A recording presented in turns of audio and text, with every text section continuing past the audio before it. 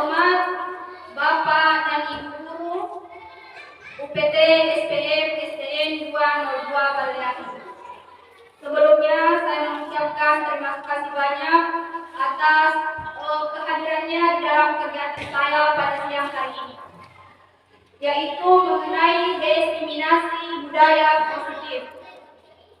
Puji syukur kehadiran Allah Subhanahu wa Ta'ala, di mana pada hari ini kita masih diberikan kesehatan beserta kesempatan untuk hadir di tempat ini guna mengikuti kegiatan saya di calon guru penggerak angkatan 10.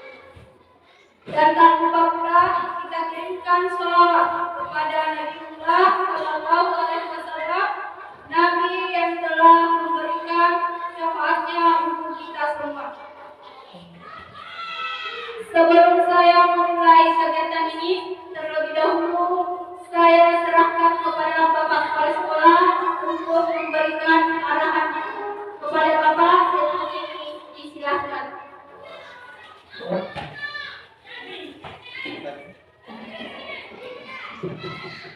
Bismillahirrahmanirrahim.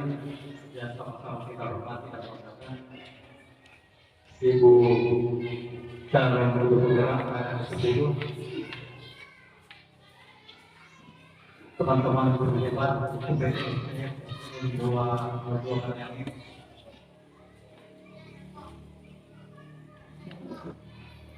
Mudah-mudahan hari ini kita semuanya fit dan sehat walafiat.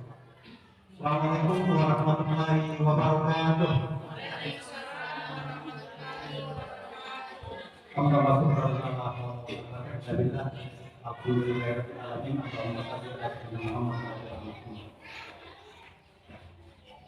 Ibu guru yang kami hormati dan banggakan, di kesempatan hari ini kita patut bersyukur karena salah seorang guru hebat kita pada CKP angkatan ke-10 hari ini akan kita saksikan bersama, akan kita ikuti bersama diseminasi budaya positif.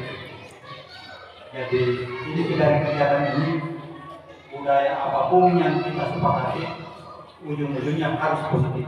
Karena kenapa? Banyak budaya tetapi tidak menghasilkan hasil yang positif. Era dunia pendidikan hari ini, apapun yang kita lakukan harus ujungnya positif. Kita berterima kasih banyak kepada para guru BB dan pendamping dari BBGIP oleh besar guru penggerak Provinsi Sulawesi Selatan yang telah memberikan ruang kepada salah seorang guru hebat kita di tempat ini. Dan tentunya kita berharap dari apa yang disajikan bisa memberikan perubahan signifikan, bisa memberikan perubahan positif kepada sekolah kita ini, sekolah yang kita cintai, SDN 202 ini. Oleh karena itu, mari kita saksikan bersama, ikuti kegiatan ini dengan sebaik-baiknya supaya bisa memberikan upah baik kepada kita semuanya, dan akhirnya kita semuanya berada dalam lingkungan budaya positif. Demikian kata pengantar pada kesempatan berbahagia ini. Semoga kegiatan kita insyaallah senantiasa berjalan dengan baik, berjalan dengan sempurna sebagaimana yang kita semuanya inginkan di sekolah ini. Demikian, bisa dilihat. Wassalamualaikum warahmatullahi wabarakatuh. Waalaikumsalam.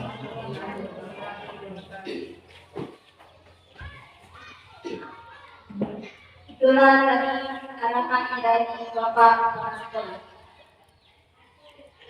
Baik, sebelum saya mulai persentase, saya ingin ice cream dulu agar bisa menambah semangat Bapak dan Ibu guru yang ada di ruangan ini.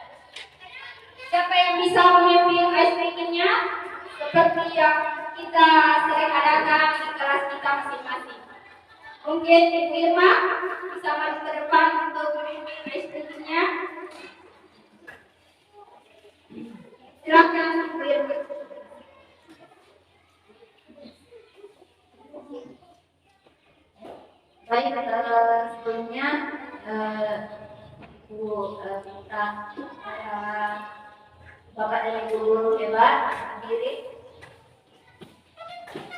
kita melakukan bikin bersama-sama. Ya, baik. Untuk kelima, proyek penguatan profil pelajar Pancasila. Satu lagi ya, supaya tambah semangat. Tepuk semangat. Semangat. Semangat. Semangat. Ya, baik, terima kasih. Terima kasih kepada Ibu Eva yang telah membantu kita untuk melakukan ice breaking terlebih dahulu. Sekarang kita akan memasuki kegiatan inti yaitu mengenai diseminasi budaya positif.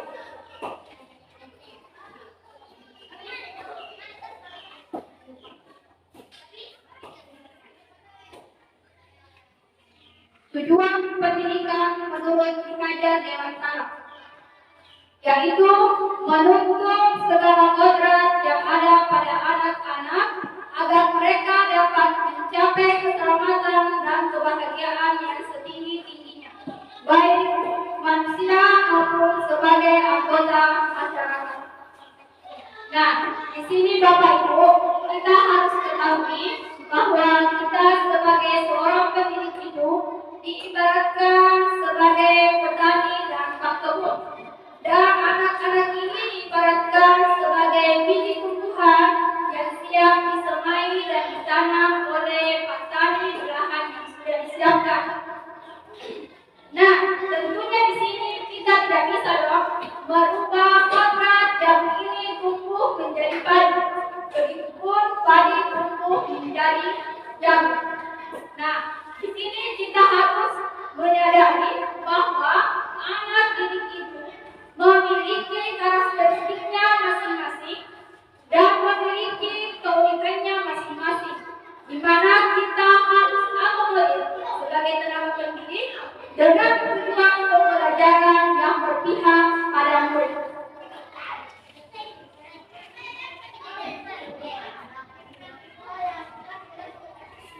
Selanjutnya, konsep utama bagi budaya positif. Yang pertama adalah disiplin positif dan nilai-nilai kebajikan universal. Yang kedua yaitu teori motivasi, hukuman, penghargaan, dan restitusi. Yang ketiga yaitu keyakinan kelas. Dan yang keempat, kebutuhan dasar manusia. Kelima, 5 posisi kontrol. Dan yang terakhir, yang keenam yaitu segitiga restitusi. Jadi inilah sebentar yang akan kita bahas di budaya positif.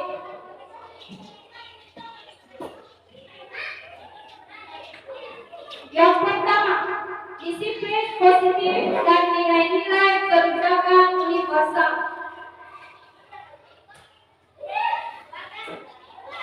Saya mau bertanya dulu Bapak Ibu. Disiplin dan disiplin positif itu sama atau tidak? Sama atau tidak? Tidak sama. Jadi di sini ada penjelasannya. Oke? Disiplin dimaknai sesuatu yang dilakukan seseorang pada orang lain untuk mendapatkan kebutuhan dan memiliki kecenderungan, ketidaknyamanan, serta sering dihubungkan dengan tata tertib yang berkaitan dengan sanksi, hukuman bagi yang melanggar. Sedangkan disiplin positif, salah satu cara penerapan disiplin yang bertujuan untuk menumbuhkan kesadaran serta memberdayakan peserta didik tanpa imbalan penghargaan atau hukuman. Jadi di sini Bapak Ibu, ketika anak ini memiliki prestasi atau mendapatkan peringkat, tidak selamanya mesti harus diberi hadiah. Karena jangan sampai anak ini melakukan hal itu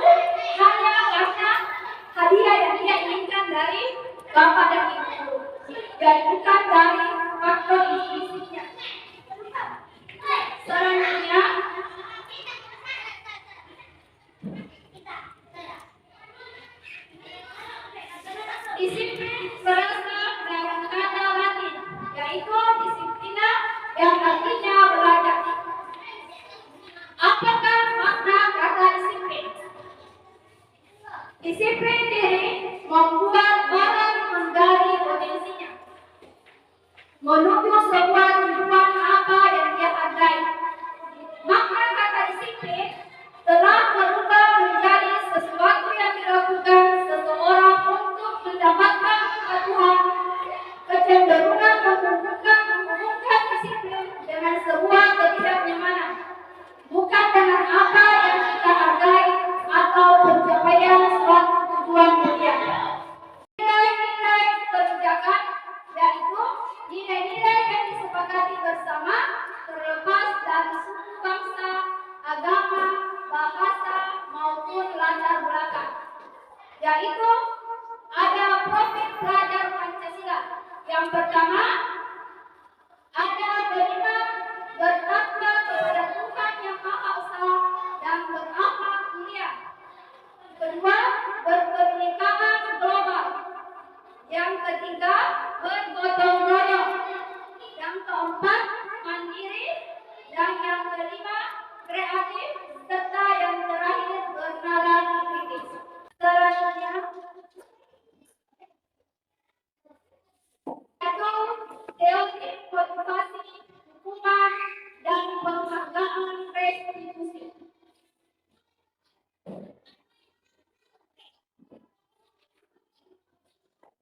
Motivasi manusia isinya ada tiga. Yang pertama adalah untuk menghindari ketidaknyamanan atau hukuman.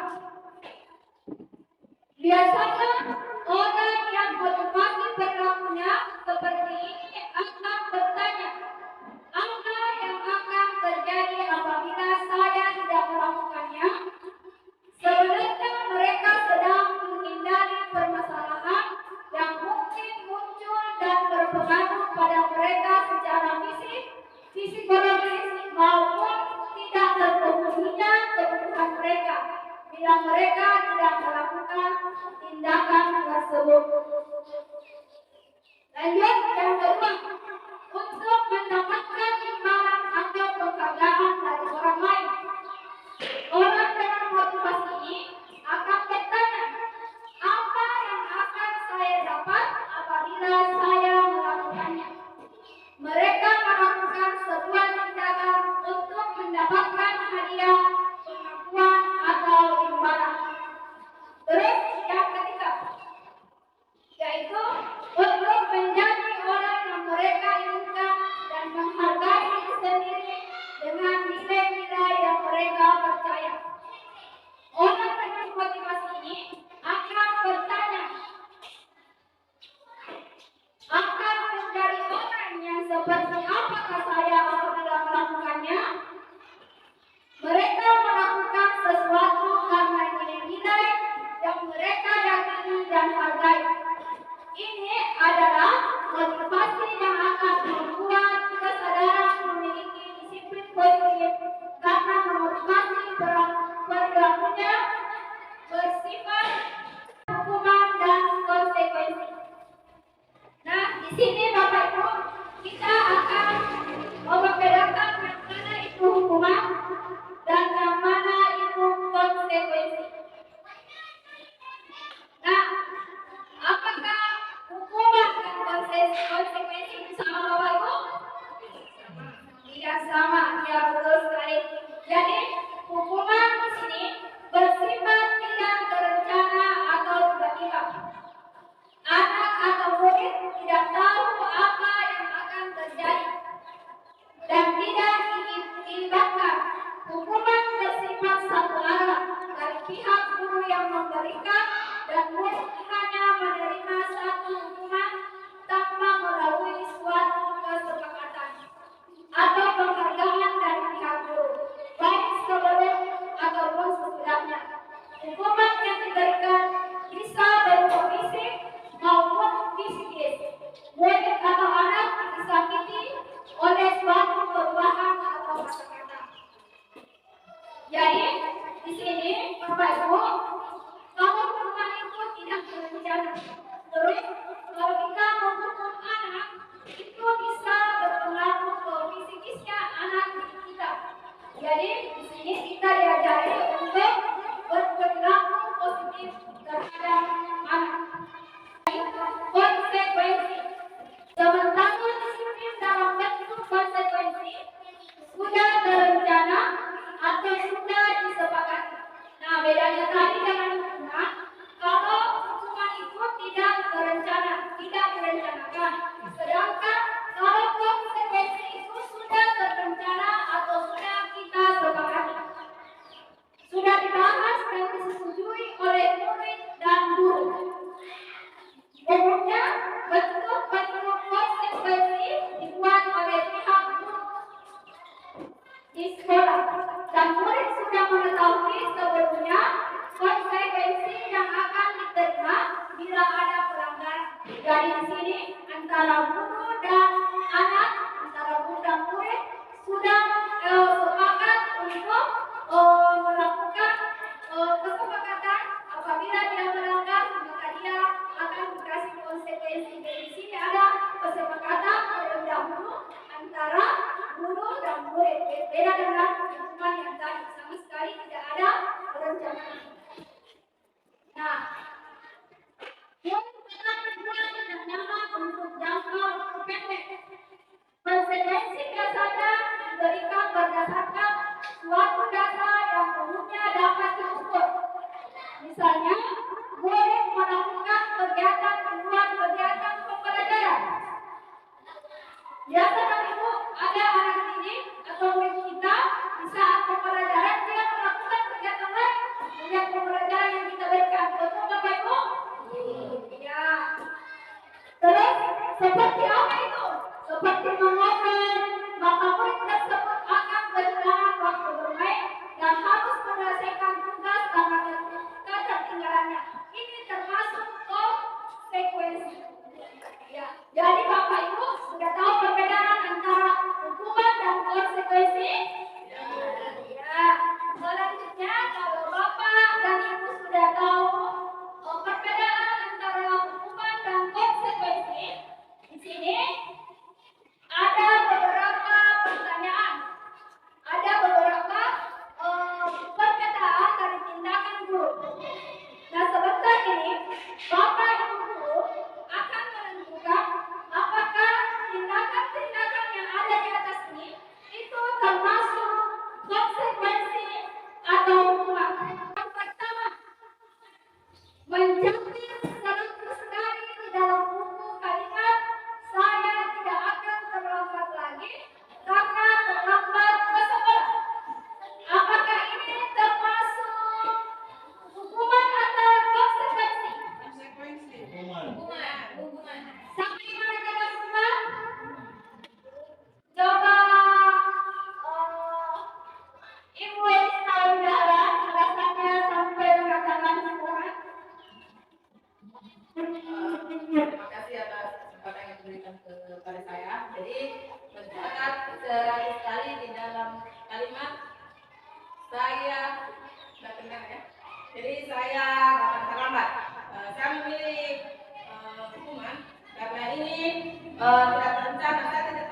Saya tidak rencanakan sebelumnya ketika ada anak-anak yang terlambat untuk mencatat kalimat ini.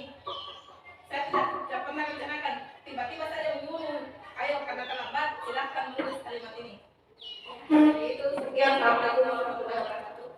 Terima kasih Ibu Lisna Watidahra. Pertanyaan dari Ibu Lisna Watidahra. Oke, jadi kami mengatakan bahwa pertanyaan yang pertama itu yaitu mencatat 100 kali di dalam buku kalimat saya tidak akan terlambat lagi karena terlambat ke sekolah. Pendapat dari Ibu Lisna adalah termasuk hukuman. Terus kita lanjut dulu ini pernyataan yang kedua. Lari mengelilingi lapangan basket 2 kali karena terlambat hadir di sekolah. Baik Bapak Ibu, apakah pernyataan yang kedua ini termasuk hukuman atau konsekuensi? Termasuk hukuman. Apakah Ibu Irmawati bisa menjelaskan alasannya mengapa sampai dikatakan hukuman? Silakan Ibu Irma.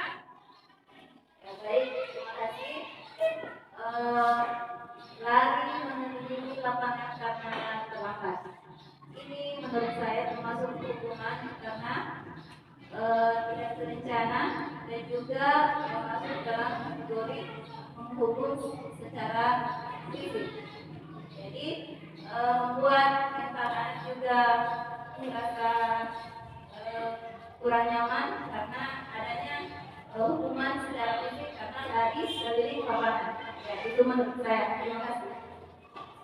Ya, terima kasih. Itu tadi jawaban dari Ibu Irmawati.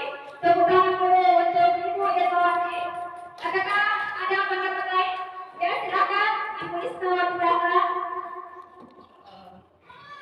Jadi makasih untuk yang kedua kalinya. Kalau di sini menurut saya ini bisa menjadi ke arah hukuman, bisa juga konsekuensi. Kalau saya berperan sebagai guru olahraga, berarti ini adalah konsekuensi karena saya rencanakan sebelumnya itu sebagai pemerasan.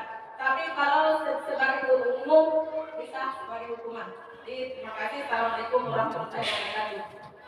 Ya, jadi itu tadi pendapat dari Ibu Isnawati Zahra.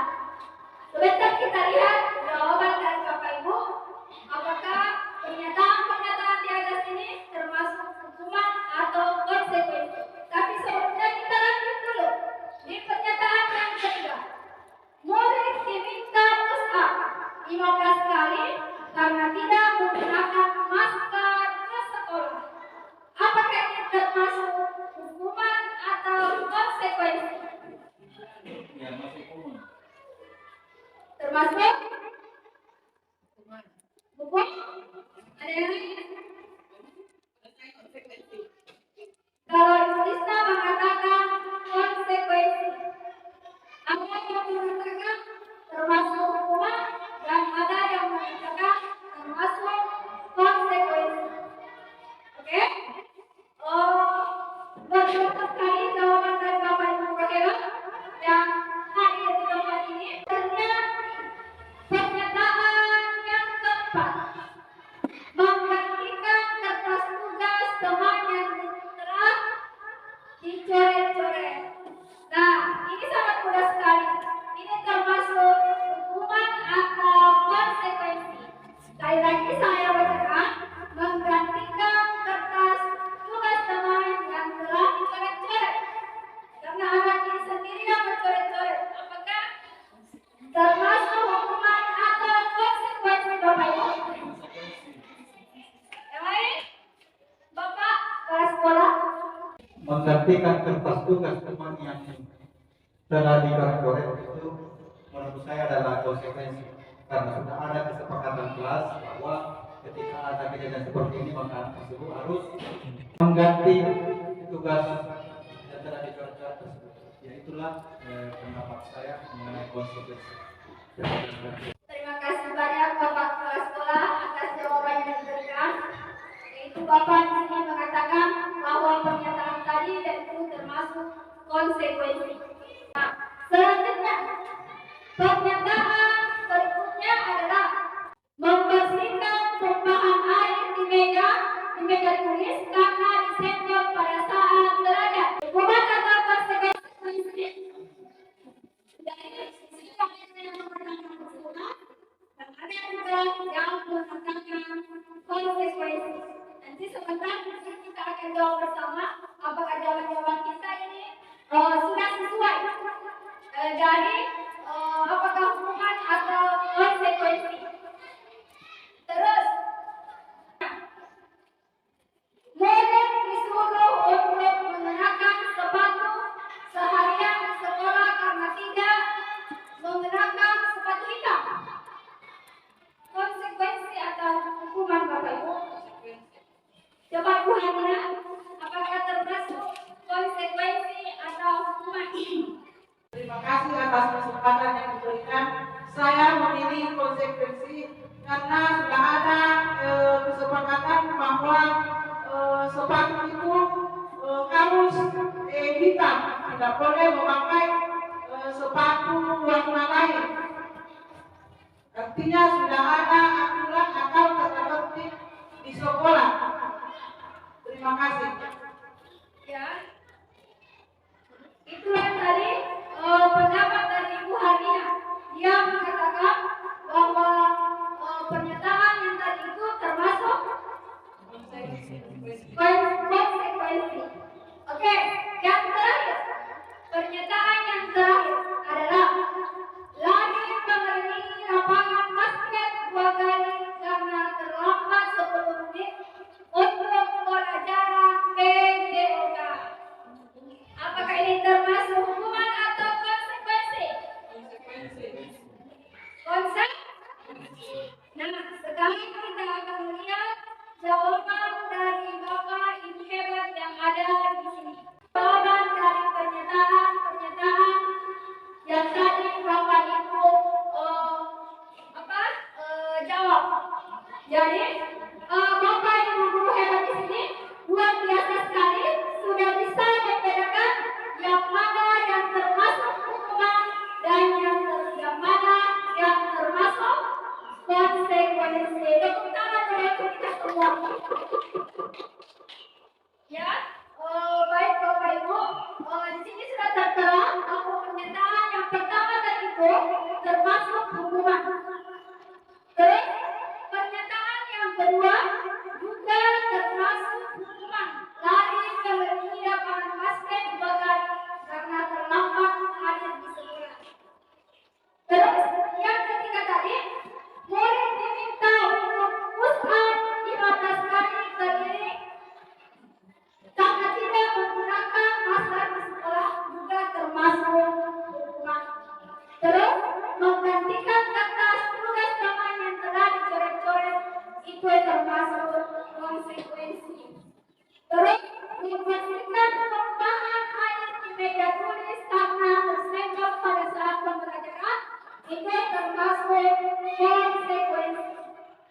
Terus murid disuruh untuk tidak menggunakan sepatu seharian di sekolah karena tidak menggunakan sepatu hitam. Itu termasuk hukuman. Dan yang terakhir, lari pada lapangan basket 2 kali karena terlambat 10 menit untuk pembelajaran PJOK. Itu adalah konsekuensi. Oke, kita lanjut ke pembahasan berikutnya. Kita masuk di pengertian restitusi. Nah, apa sebelumnya Bapak Ibu sudah mendengar istilah restitusi? Sudah? Sebenarnya tugas saya juga ini kata restitusi itu saya dapatkan saya baru ini ketika saya mengikuti program berpengkat angkatan 10 ini. Jadi di sini pengertian restitusi. Restitusi adalah proses menciptakan kondisi bagi murid untuk memperbaiki kesalahan mereka sehingga mereka bisa kembali pada kelompok mereka dengan karakter yang lebih kuat. Ini pendapat Bosan. Jadi selanjutnya ciri-ciri restitusi. Yang pertama adalah bukan untuk menerus kesalahan, namun untuk belajar dari kesalahan. Yang kedua, memperbaiki hubungan. Jadi ciri-ciri yang kedua di sini yaitu memperbaiki hubungan. Yang ketiga, tawaran bukan paksaan. Yang keempat, restitusi menuntut untuk melihat ke dalam diri. Dan yang kelima, restitusi mencari kebutuhan dasar yang mendasari tindakan. Yang keenam, restitusi diri adalah cara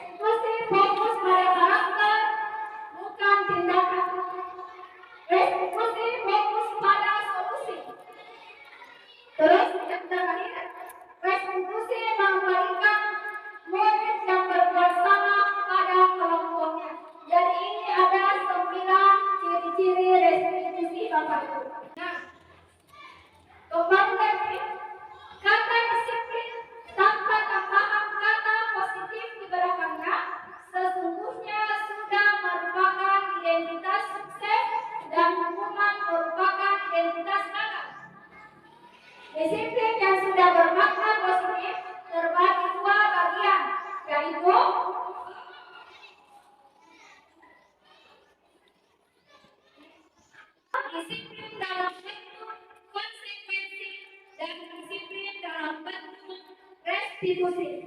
Masuk ke bagian 3, yaitu mengenai keyakinan kelas. Mungkin kita tidak asing dengan keyakinan kelas, atau kita sebagai pendidik biasanya melakukan keyakinan kelas bersama dengan anak-anak kita. Pernyataan yang pertama di sini, maksud saya pertanyaan, mengapa kita memiliki peraturan tentang penggunaan helm pada saat mengendarai kendaraan roda 2 atau motor? Kira-kira Bapak Ibu, mengapa kita memiliki peraturan tentang menggunakan helm pada saat kita naik motor? Kira-kira kenapa Bapak Ibu? Ya, silakan. Jadi pertanyaannya itu mengapa kita memiliki peraturan tentang penggunaan helm pada saat mengendarai kendaraan roda 2? Karena menurut saya itu yang pertama adalah untuk menjaga keselamatan diri, terus yang kedua untuk memenuhi peraturan lalu lintas. Ya, assalamualaikum warahmatullahi wabarakatuh. Selain itu, kira-kira ada pendapat lain selain yang dikemukakan oleh Lisa tentang mengapa kita perlu menggunakan helm saat mengendarai motor? Apa kira-kira lagi? Ada yang bisa memberikan jawaban dari Lisa? Misalnya takut kita di wajah kita ini kena matahari bisa? Atau apalagi yang bisa ditambahkan Bapak Ibu? Kira-kira ada yang bisa? Oke. Ini semua dilakukan itu sangat mudah sekali. Selain itu sudah dari aturan di negara kita ini, juga menggunakan helm itu termasuk melindungi kita. Itu melindungi kepala kita. Kita bisa terhindar dari panasnya matahari, juga bisa terhindar dari air hujan ketika hujan. Saya kira seperti itu ya Bapak Ibu. Terus dari pertanyaan yang kedua, mengapa kita memiliki peraturan tentang menggunakan masker dan mencuci tangan setiap saat? Nah, terkadang kita dianjurkan untuk memakai masker, padahal sekarang bukan kayak tahun-tahun kemarin kan memang kita diwajibkan untuk memakai masker karena dalam keadaan betul ya betul sekali. Nah, memang kita diwajibkan untuk memakai masker. Nah, yang dari pertanyaannya sekarang, saya ingin mengapa kita masih memiliki peraturan tentang melindungi masker dan mencuci tangan di setiap saat? Ada yang bisa jawab? Yang kita menggunakan respon Menurut pendapat saya, mengapa kita memiliki penggunaan masker dan mencuci tangan setiap saat? Karena itu adalah salah satu perilaku hidup sehat dan bersih. Dan tentunya juga akan berdampak positif kepada diri kita karena lebih baik mencegah daripada mengobati. Itulah jawaban dari saya. Terima kasih. Mungkin masih ada yang lain. Ada yang bisa menambahkan? Ada yang bisa menambahkan? Ya, silakan Ibu Irmawati. Baik, terima kasih. Kalau menurut saya penggunaan masker ini, kalau saya pribadi sangat penting, terutama saat mengendarai roda 2 atau motor. Selain untuk menutupi bagian muka agar tidak terkena terik matahari, juga menghindari masuknya debu ke hidung kita atau di muka kita. Baik, terima kasih. Luar biasa sekali. Itulah tadi dua jawaban dari Bapak guru hebat yang ada di sini yang sangat luar biasa. Nah, betul yang dikatakan Irma bahwa Bapak kepala sekolah bahwa menggunakan masker itu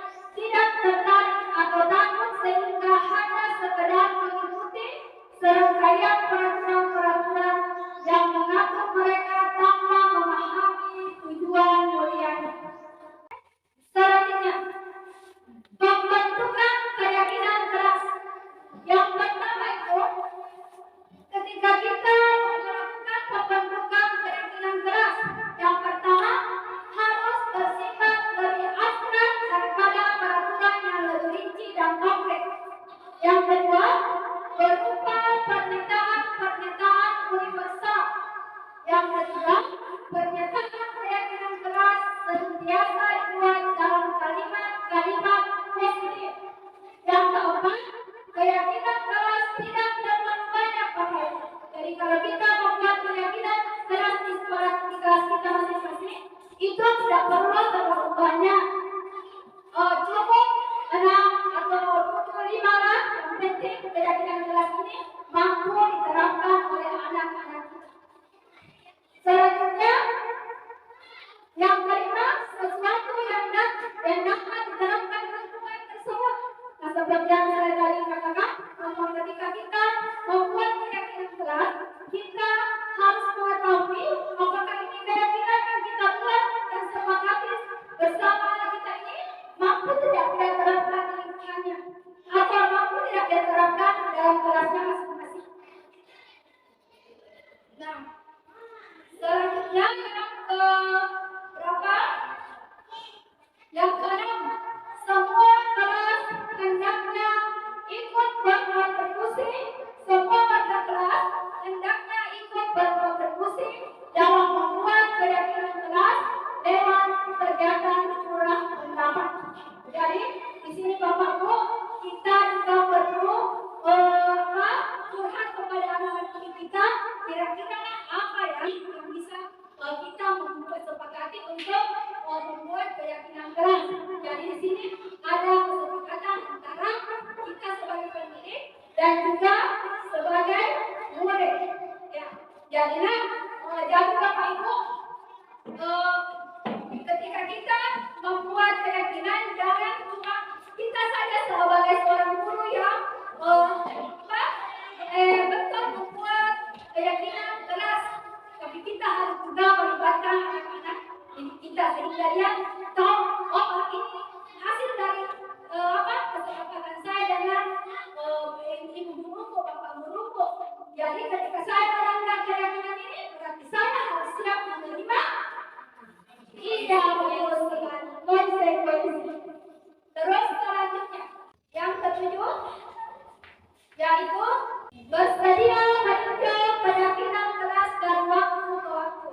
Jadi keyakinan kelas ini Bapak Ibu tidak mesti bilang harus di 1 semester baru diganti lagi, atau harus di 1 tahun baru kita ganti lagi. Tidak Bapak Ibu, sewaktu-waktu kita bisa meninjau kembali keyakinan kelas yang kita buat, apakah perlu revisi kembali atau perlu kita ganti kembali. Jadi tidak itu yang dijadikan pedoman selama 1 semester atau 2 semester. Jadi sewaktu-waktu kita bisa meninjau kembali keyakinan kelas yang kita buat tadi bersama dengan anak-anak kita. Oke, lanjut.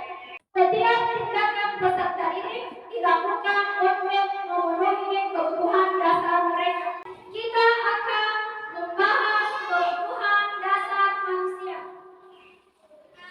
Nah, di sini ada 5 kebutuhan dasar manusia. Yang pertama adalah kebutuhan bertahan hidup. Jadi, yang pertama kebutuhan bertahan hidup.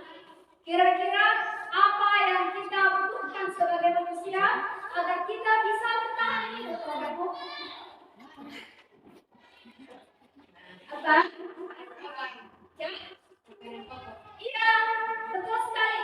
Yaitu harus makan tentunya agar kita bisa bertahan hidup. Terus kesehatan. Jadi kesehatan juga perlu agar kita bisa bertahan hidup. Dan yang ketiga, tempat tinggal. Berarti kita ini manusia membutuhkan tempat tinggal penting agar kita bisa bertahan hidup. Jadi ada di sini kesehatan, rumah dan makanan. Oke. Terus kebutuhan dasar yang kedua adalah kasih sayang atau cinta kasih, rasa dimiliki dan memiliki. Siapa kira-kira dan tidak mau disayang? Siapa kira-kira dan tidak ingin dikasih? Pasti semua yang ada di sini, baik itu kita orang dewasa maupun anak-anak, baik itu orang kecil maupun orang dewasa, tentunya kita membutuhkan yang namanya kasih sayang. Betul sekali. Kita membutuhkan kasih sayang dari siapa saja? Tentunya dari keluarga, betul. Dari ibu bapak, dari teman kita, dari pasangan hidup kita tentunya. Kira-kira Bapak kasih Rasanya itu bagaimana Bapak Ibu? Jadi sehingga di sini kasih sayang juga termasuk kebutuhan dasar manusia. Nah, yang ketiga, kebutuhan dasar penguasaan. Nah, keinginan dasar penguasaan ini, keinginan untuk dianggap berharga bagi orang lain, kompeten, diakui dan dihormati. Jadi di sini kebutuhan penguasaan di sini yaitu keinginan untuk dianggap, untuk dihargai oleh orang lain. Dan selanjutnya yaitu kebutuhan dasar kebebasan, yaitu kebutuhan dasar kebebasan yaitu tidak suka ditekan. Jadi kebutuhan dasar kebebasan itu tidak suka ditekan, bebas memilih atas pilihannya sendiri, bebas memilih atas pilihannya sendiri, bebas bergerak, mencoba hal baru dan yang suka, yang menarik dan suka yang menarik. Dan kebebasan di sini itu tidak perlu ditekan, tidak mau ditekan, terus bebas memilih atas pilihannya sendiri.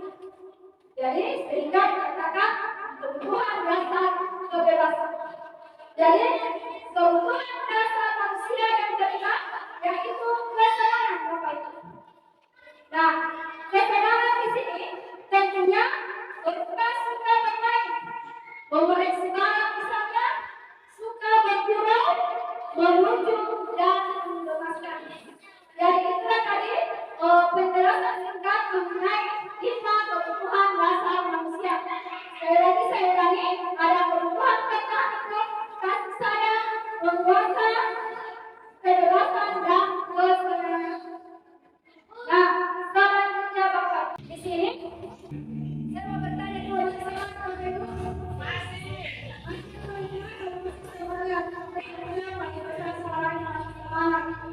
Ya, sekarang pernyataan yang pertama, Ibu guru bilang, aku tidak boleh bersenang-senang sewaktu mengerjakan tugas.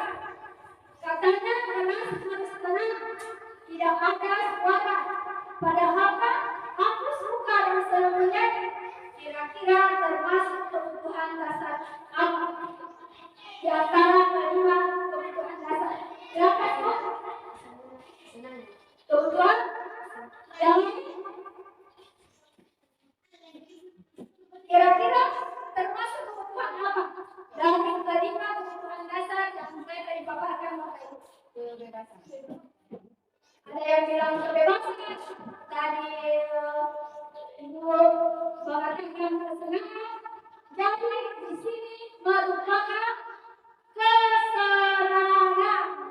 Jadi jawabannya adalah kesenangan. Terus pernyataan yang kedua, Ibu guru tidak menyapa hari ini. Padahal aku pakai jepit rambut baru. Kasih sayangnya senang sekali di sini Bapak ini adalah kebutuhan kasih sayang. Karena ini anak mau dipeduli sama ibu gurunya, mau ditegur sama ibu gurunya.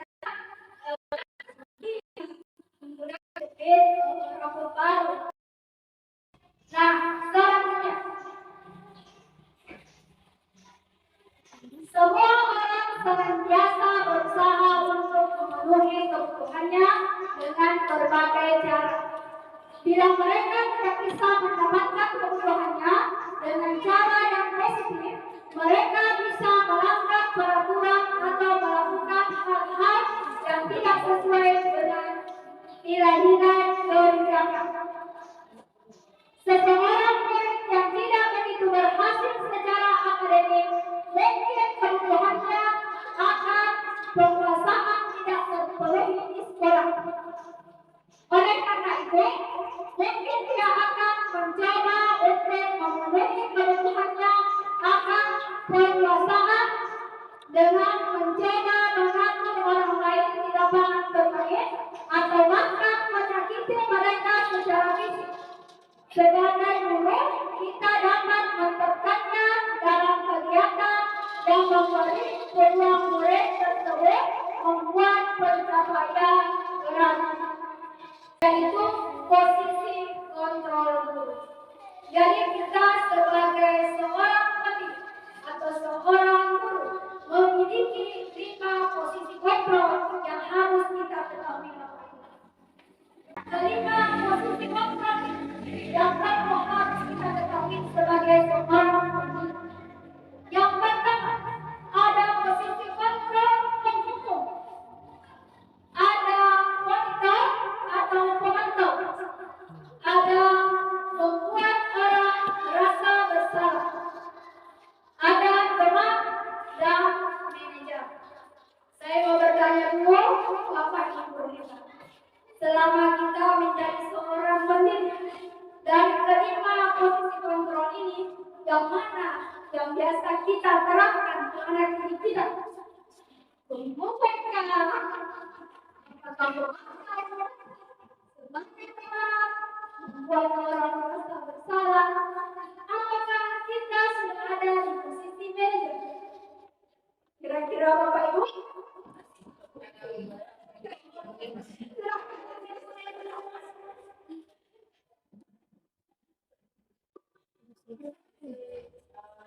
Dalam 5 posisi kontrol guru, saya selama ini sebelum mengikuti pendidikan biasanya ada di posisi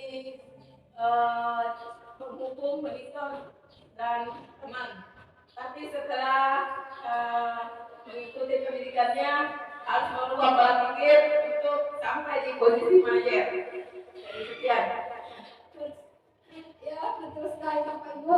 Jadi kita tidak bisa berdiri sebagai seorang guru bahwa kelima posisi kontrol ini mau tidak mau atau sadar tidak sadar terkadang kita terapkan kepada anak-anak kita, baik itu sebagai penghukum, baik itu sebagai pemantau, membuat orang merasa bersalah, sebagai teman dan manajer. Kita tidak bisa lepas dari kelima posisi kontrol ini. Tetapi kita di sini dituntut untuk berusaha agar kita bisa berada di posisi manajer. Jadi ini posisi yang paling harus kita hilangkan, yaitu posisi menghukum. Betul sekali Bapak Ibu. Posisi manakah Bapak dan Ibu berada? Saya kira ini sudah tadi saya tanyakan kepada Bapak Ibu. Ada yang mengatakan dulunya di posisi sebagai penghukum atau sebagai teman, tetapi akan berusaha menjadi manajer. Kalau Ibu hebat yang lain, bagaimana Ibu selama ini melakukan posisi kontrol yang mana Bapak Ibu? Sama? Ya, penghukum. Jadi kita ya bisa terima kasih.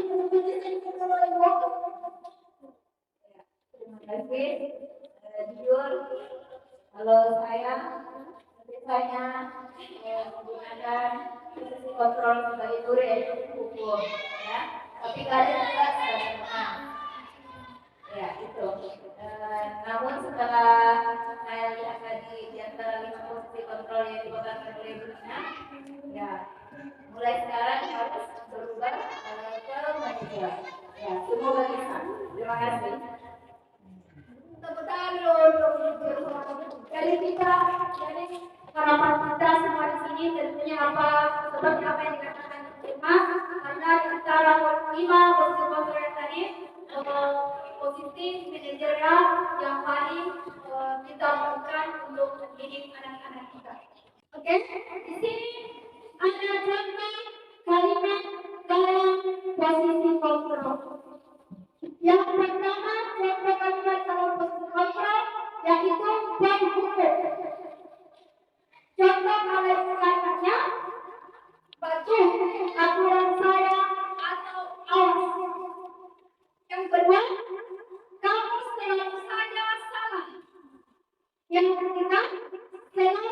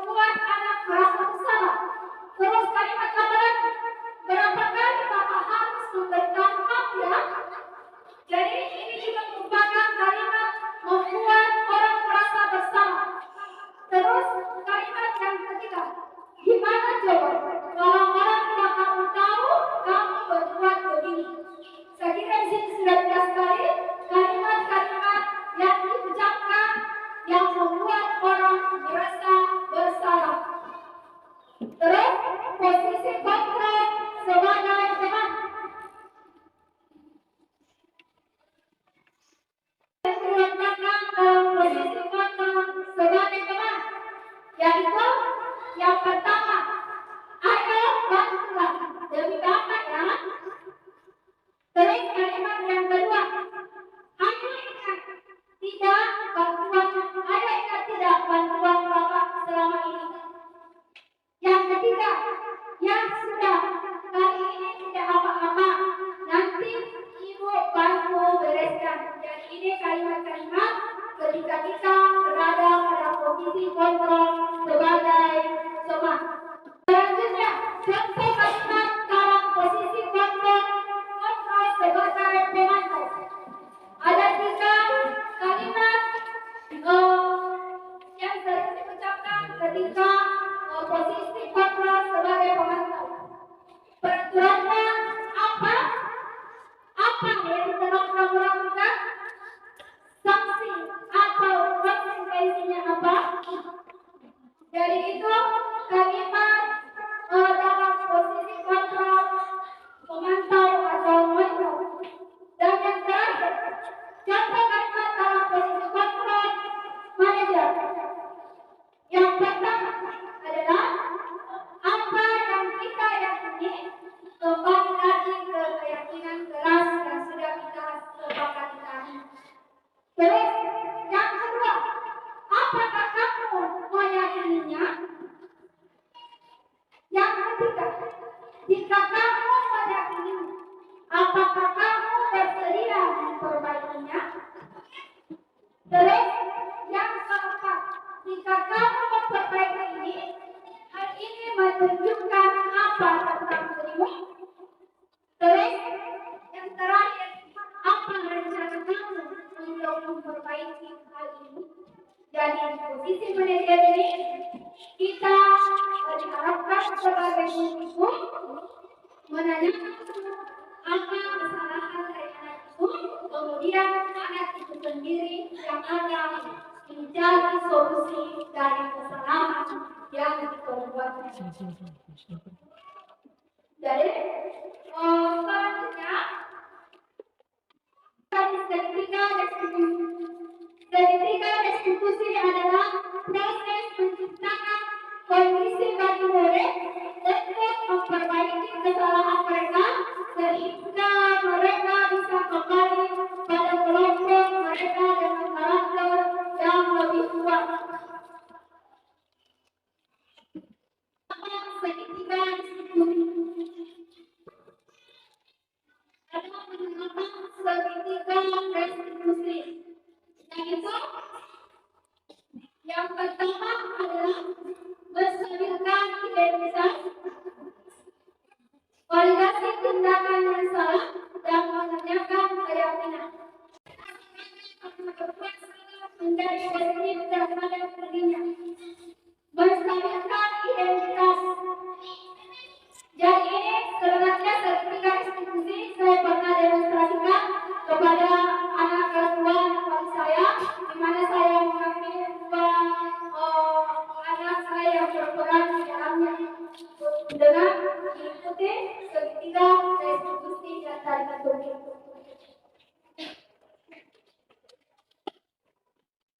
Di sini kami berkata berdasarkan itu hanya manusia tidak ada manusia yang sempurna. Begitu juga buat saya, kita pasti bisa menyelesaikan masalah ini. Bahkan itu tidak tertarik untuk mencari tahu siapa yang benar, siapa yang salah. Bapak Ibu lebih tertarik untuk menyelesaikan masalah. Kalau kamu merasa menyalahkan dirimu sendiri terus menerus, apakah kamu bisa bersikap baik pada dirimu sendiri? Jadi itu salah satu penerapan dari segitiga restitusi. Yang kedua, basic kebutuhan. Membantu murid mengenali basic atau kebutuhan dasar yang ingin dipenuhinya ketika melakukan kesalahan itu. Pada dasarnya, setiap tindakan manusia tujuannya adalah memenuhi basic needs, apakah itu bayar, printer, light and television, atau dan apa sertifikat. Guru berkata, kamu bisa saja akan melakukan hal yang lebih buruk, tapi kamu tidak melakukannya kan?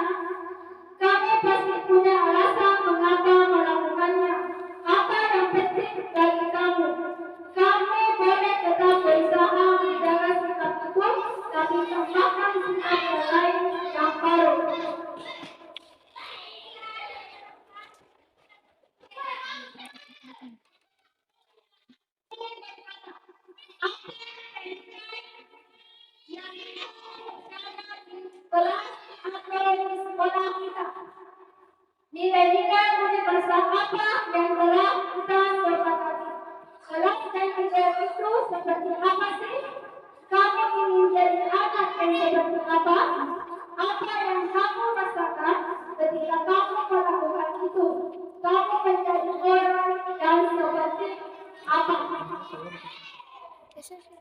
Jadi kita seketika diskusi dengan menanyakan keyakinan. Berikutnya penjelasan mengenai restitusi ketiga. Restitusi sebagai upaya yang dapat dilakukan dalam membangun budaya positif di sekolah. Tentunya untuk mewujudkan hal ini membutuhkan proses yang tidak bisa dilakukan dalam waktu singkat. Selain itu, proses ini juga membutuhkan keterlibatan semua pemangku kepentingan di sekolah. Dari sini kita membutuhkan kolaborasi di sekolah kita. Bagaimana kerjasama kita dengan bapak kepala sekolah dan rekan-rekan guru. Nah, sekianlah pemaparan definisi budaya positif dari saya. Sekali lagi saya mengucapkan banyak terima kasih kepada Bapak Ibu guru hebat yang sudah meluangkan waktunya untuk menghadiri kegiatan saya pada hari ini. Sebelum saya mengakhirinya, saya kembalikan ke Bapak Kepala Sekolah. Mungkin ada pertanyaan sedikit yang bisa disampaikan kepada saya sebagai calon pemilihan angkatan 10.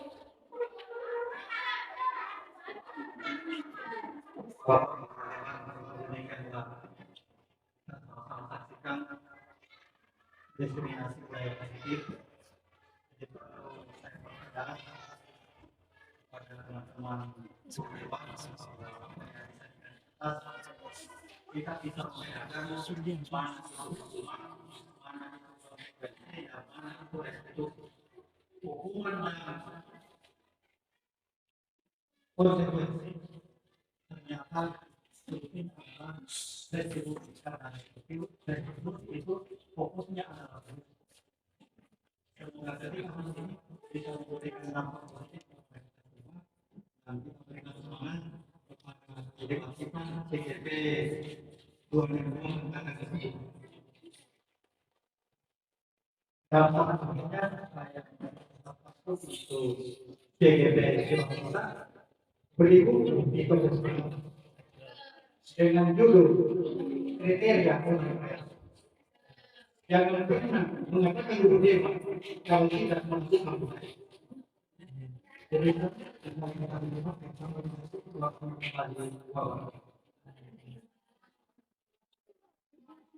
Terima kasih pelajaran penguatan yang diberikan oleh Bapak Kepala Sekolah dan saya sebagai calon guru dan terima kasih atas pantun yang diberikan oleh Pak dan saya akhiri kegiatan hari ini dengan mengucapkan alhamdulillah. Assalamualaikum warahmatullahi wabarakatuh.